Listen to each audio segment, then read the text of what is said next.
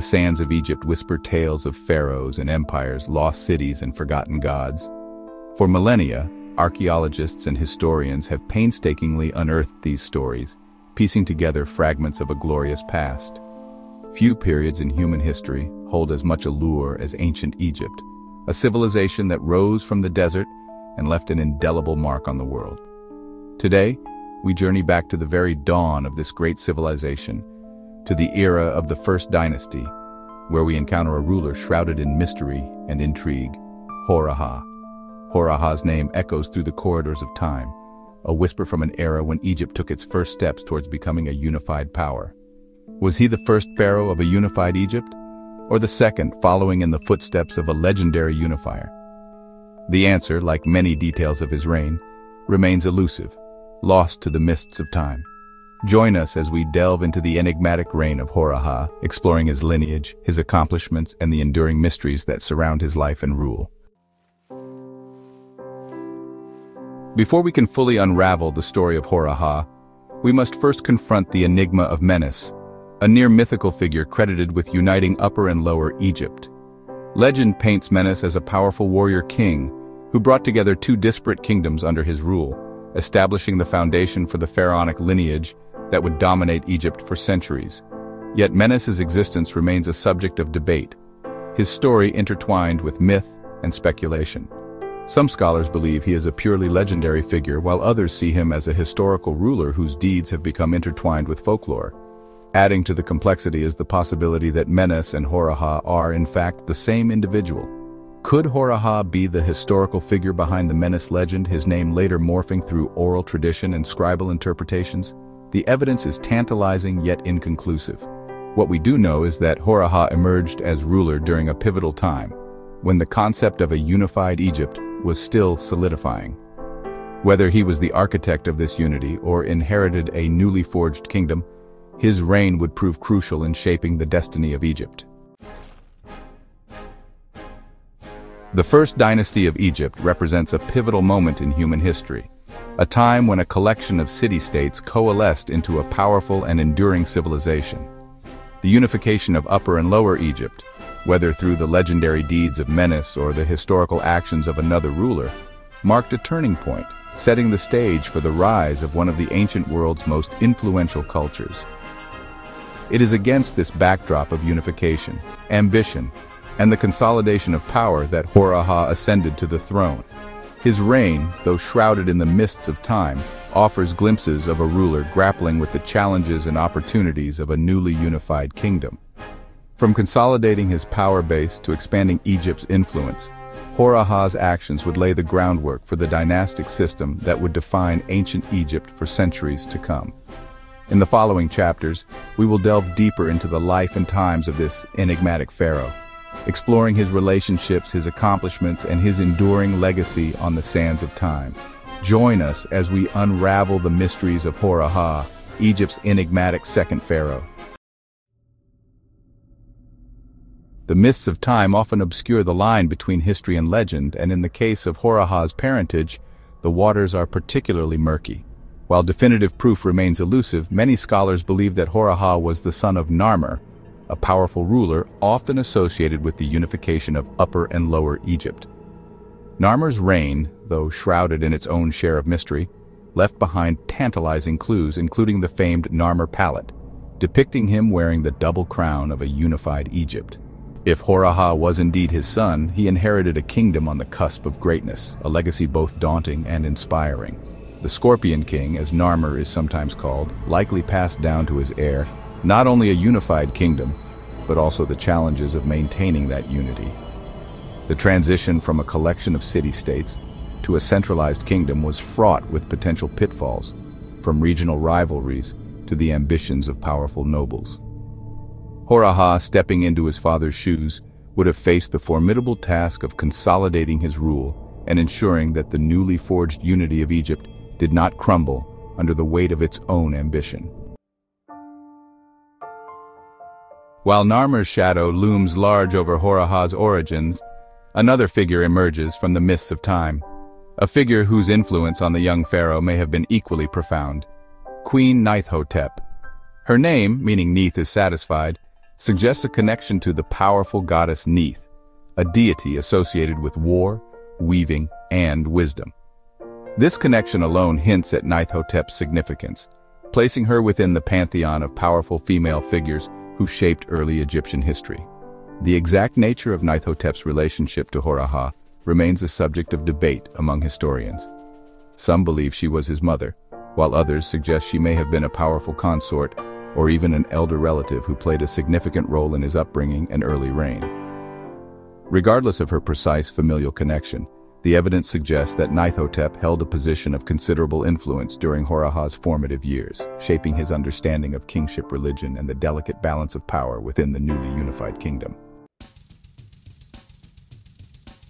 The early years of a ruler's reign are often shrouded in uncertainty, particularly when that ruler ascends to the throne at a young age. In the case of Hor-Aha, the possibility exists that he became pharaoh while still a child or young adolescent, too inexperienced to fully grasp the reins of power. This scenario lends credence to the theory that Queen Neithhotep may have acted as regent, ruling in his stead until he came of age. The concept of a female regent was not unprecedented in ancient Egypt. Indeed, strong women, both as consorts and as members of the royal lineage, played significant roles throughout pharaonic history. If Neithhotep did indeed serve as regent, she would have wielded considerable power, making decisions on behalf of the young king, overseeing administrative affairs, and navigating the complex political landscape of a newly unified kingdom. Such a regency, though challenging, would have provided Hor-Aha with invaluable time to learn the intricacies of kingship, preparing him for the day he would assume full control of Egypt. As Hor-Aha matured, the question of his principal wife and the mother of his heir became a matter of paramount importance. A name that emerges from the historical record, etched on ivory and whispered on the walls of tombs, is Benerib. While her exact titles and lineage remain unclear, the presence of her name alongside Hor-Aha's on artifacts, including an exquisite ivory box discovered in Abydos, suggests a close and possibly romantic connection.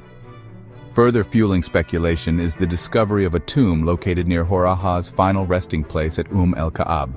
Though lacking definitive inscriptions confirming her identity, the proximity of this tomb to the pharaohs suggests that the individual interred there held a special place in Hor-Aha's life, possibly as a favored wife or a high-ranking member of the royal court.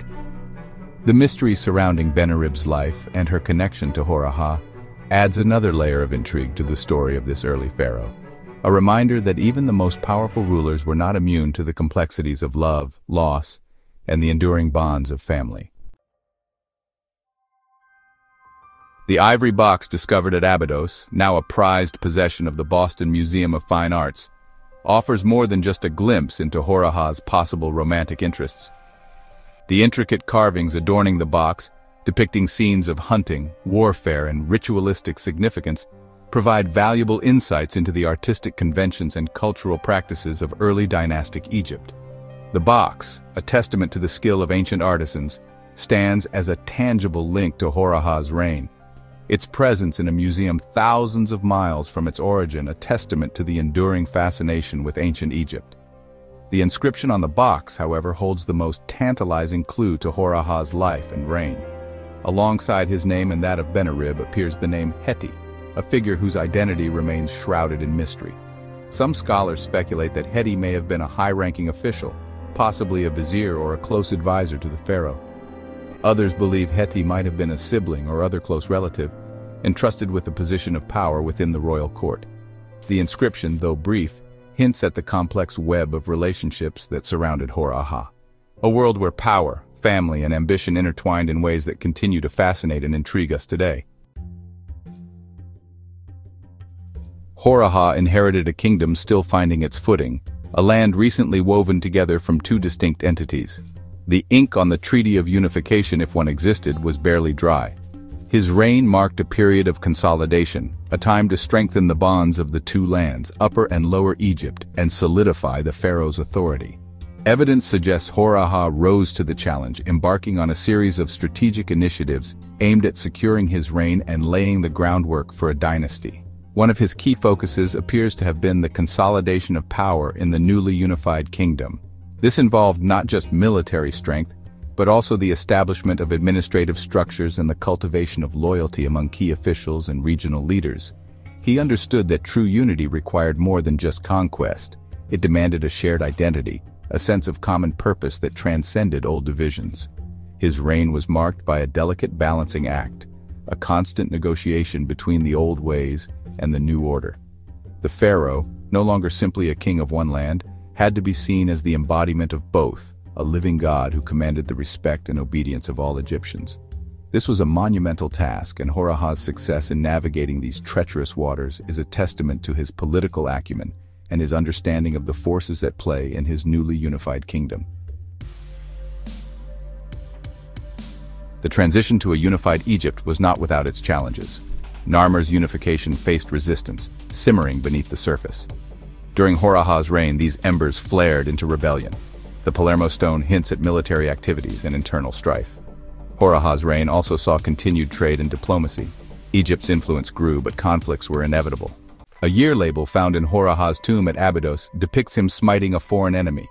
The label mentions a campaign against Taseti, associated with Nubia. This suggests Hor-Aha expanded his kingdom southward. The Nile River played a crucial role in transporting troops. Securing Nubian gold bolstered Egypt's wealth. Controlling the Nile meant controlling trade and resources. Hor-Aha likely understood the Nile's strategic importance. While Hor-Aha's military campaigns solidified his rule, he also focused on the religious landscape. Religion legitimized his rule and unified the people.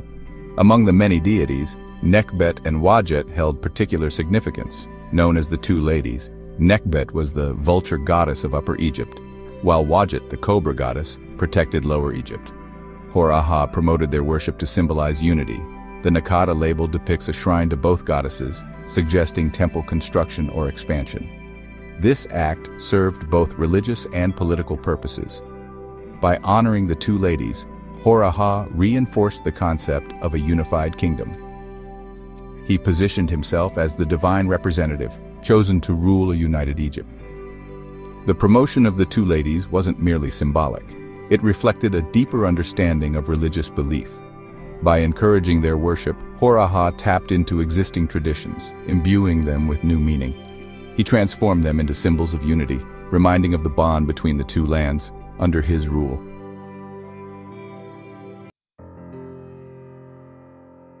Hor-Aha's reign saw royal pilgrimages to significant religious sites, reinforcing his image as a god-king. One such pilgrimage took Hor-Aha to the sanctuary of Neith, a powerful goddess. The sanctuary, located in the Nile Delta, solidified his connection to this deity and the people of Lower Egypt. The tablets mention offerings made by the pharaoh to Neith, seeking her favor for his reign. These pilgrimages provide valuable insights into the religious landscape of early dynastic Egypt. Queen Neithhotep's legacy is intertwined with Hor-Aha's reign, her influence undeniable. Her name, etched on artifacts, speaks to a woman of power and prestige. Her tomb in Nakata surpasses even those of some early pharaohs, indicating her status. She was likely a regent or close advisor, shaping the political and religious landscape. Her counsel would have been invaluable to Hor-Aha in consolidating his rule. Neithhotep's tomb at Nakata stands as a testament to her power and influence. Its construction, requiring immense resources, underscores her importance. The tomb's scale and opulence proclaim the status of its occupant. Multiple chambers housed not only her remains but also a wealth of funerary goods. The tomb's grandeur reflects an evolving understanding of death and the afterlife. The opulence of Neithhotep's tomb extends to its funerary goods. Exquisite jewelry and intricately carved objects testify to her wealth and status. Amulets and clay vessels suggest a complex web of political and religious alliances. Each object played a crucial role in ensuring her well-being in the afterlife. These artifacts offer invaluable insights into early dynastic Egypt. Neithhotep's tomb reflects the central role of death and resurrection in Egyptian beliefs. Her body, preserved through mummification, was surrounded by everything needed for the afterlife. Food, clothing, and even games ensured she would want for nothing in her eternal abode. The presence of servants buried near her chamber underscores the importance of ensuring the deceased's well-being. Despite the wealth of information, Queen Neithhotep remains an enigma. Her exact relationship to Hor-Aha and her political acumen continue to fascinate historians. What is certain is her pivotal role in the formative years of the First Dynasty. Her legacy stands as a testament to the power and influence of women in ancient Egypt.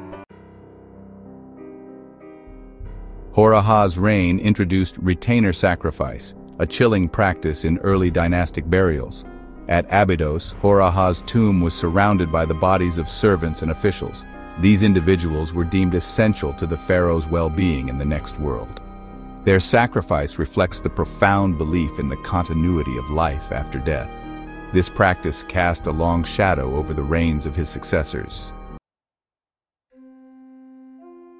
At el-Ka'ab lies the final resting place of Hor-Aha. His tomb represents a significant step forward in funerary architecture. The subterranean labyrinth reflects evolving beliefs about death and the afterlife. The tomb's layout suggests a growing complexity in funerary practices. Adjacent to Narmer's tomb, it underscores the concept of dynastic continuity. The architecture of Hor-Aha's tomb speaks volumes about evolving beliefs.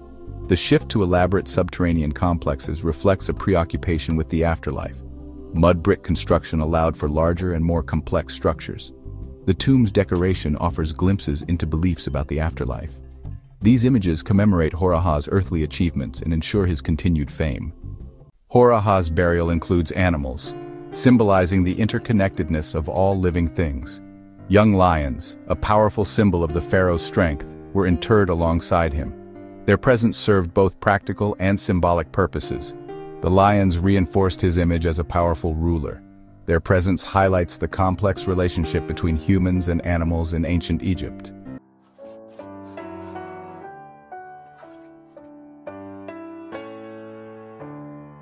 Hor-Aha's tomb at el-Ka'ab is a time capsule of early dynastic Egypt. The tomb's architecture and contents offer invaluable insights into this pivotal period. The practice of retainer sacrifice speaks to the importance of the pharaoh's well-being in the afterlife. The presence of animals highlights the Egyptians' reverence for the natural world. Hor-Aha's tomb continues to whisper its secrets, reminding us of the enduring power of the past. The reign of Hor-Aha, though veiled by the passage of millennia, emerges from the sands of time as a pivotal era in the annals of ancient Egypt. As the possible successor to Narmer, the unifier, Hor-Aha bore the weighty mantle of solidifying a nascent kingdom, of weaving together two lands into a single tapestry of power and prosperity. His reign, marked by both subtle statecraft and bold military campaigns, laid the groundwork for the dynastic system that would define Egypt for centuries to come. Hor-Aha's accomplishments transcended mere consolidation. He grasped the importance of religious devotion as a unifying force, paying homage to the deities of both Upper and Lower Egypt, solidifying the concept of a united kingdom under divine favor. His pilgrimages to sacred sites, his patronage of temples, and his reverence for ancient traditions served not only to honor the gods but also to reinforce his own legitimacy as a divinely appointed ruler. Moreover, Hor-Aha's reign witnessed innovations that would leave an enduring mark on Egyptian culture. The introduction of retainer sacrifice, however jarring to modern sensibilities, reflects the profound importance placed on ensuring the pharaoh's well-being in the afterlife, a belief that would shape funerary practices for generations to come. His tomb at el-Ka'ab, a warren of chambers and passages adorned with intricate carvings and paintings, speaks to the growing sophistication of Egyptian funerary architecture, a testament to the belief that the afterlife mirrored the earthly realm in both its grandeur and its complexities. Despite archaeological discoveries, Hor-Aha remains enigmatic, his true character obscured by time. The historical record leaves us with more questions than answers. Was he a ruthless conqueror or a shrewd diplomat? The truth likely lies between these extremes.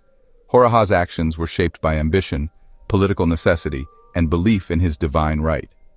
The mystery of Hor-Aha continues to fascinate us, drawing us back to ancient Egypt. The legacy of Hor-Aha extends far beyond his tomb at el-Ka'ab. His reign bridged the era of unification and the rise of the Old Kingdom. The administrative structures he put in place, the religious practices he embraced, and the architectural innovations laid the groundwork for Egyptian civilization. The pharaohs who succeeded him inherited a unified kingdom and a blueprint for governance. The pyramids at Giza owe a debt to Hor-Aha's innovations. His reign continues to captivate our imaginations, reminding us of the enduring power of the past to inspire awe and curiosity. The echoes of Hor-Aha's reign resonate still, a testament to the enduring legacy of a pharaoh who helped shape Egypt's destiny. Thanks for making it to the end. I hope you enjoyed the video. How about hitting the like and subscribe button to be notified when we upload more videos on historical figures? And as always, thanks for watching.